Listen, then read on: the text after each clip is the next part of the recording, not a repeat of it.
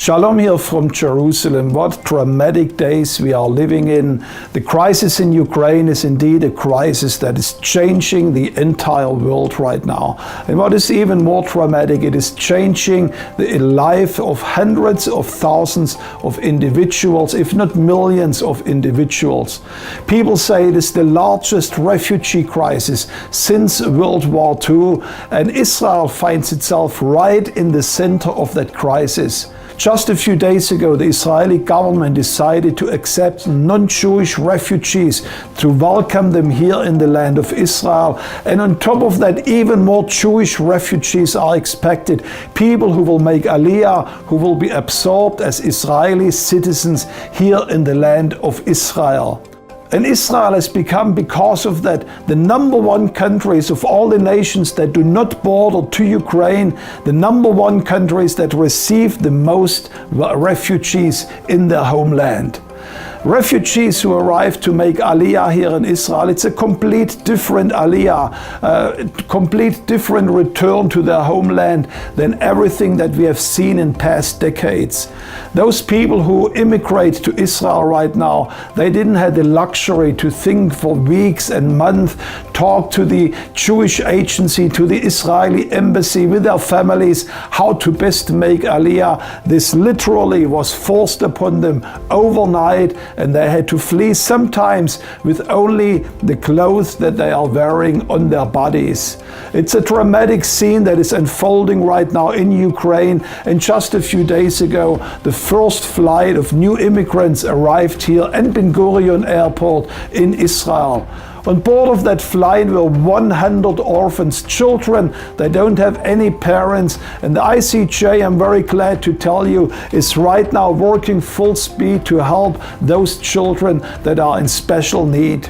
And also other flights are arriving today on a daily basis, several flights a day. And I'm very glad to tell you that also here, the ICEJ, we could help hundreds of new immigrants to make Aliyah in the past few days. Also, we are working on the ground in Kiev, in Ukraine, and in other cities to help, in particular, Holocaust survivors. Those people who are advanced in age, we want to do our utmost to make it as fast as possible and also as convenient as possible for them to return back to Israel, the land of their forefathers. Some of them might end up in our home for Holocaust survivors in Haifa. Others will be absorbed in families or with friends or in other institutions. And right now, as I'm talking to you, trucks are leaving the country of Finland, Helsinki, in order to bring much needed aid to countries like Poland, where many refugees are waiting for their basic supplies. As a matter of fact, many of our European branches are working right now full speed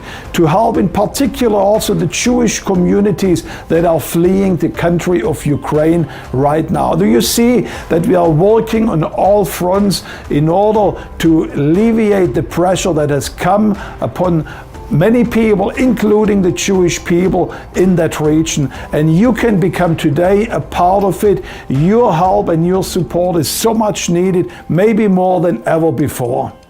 The prophet Isaiah says in chapter 21, verses 14 and 15, "To the thirsty bring water, meet the fugitive with bread. For they have fled from the swords and from the drawn sword, from the bent bow and from the press of the battle." This is exactly what the International Christian Embassy is doing right now. We are meeting those refugees, the Jewish refugees, on the way as they are fleeing the Ukraine. And I want to invite you again personally to stand with us in this time of crisis, to show our support with the nation of Israel, with the Jewish people in Ukraine, but also all those refugees that already arrived here in the land of Israel. And I am sure as you do so, God will bless you. As you bless His people, He will bless you in return. Shalom from Jerusalem, and I look forward to hear from you.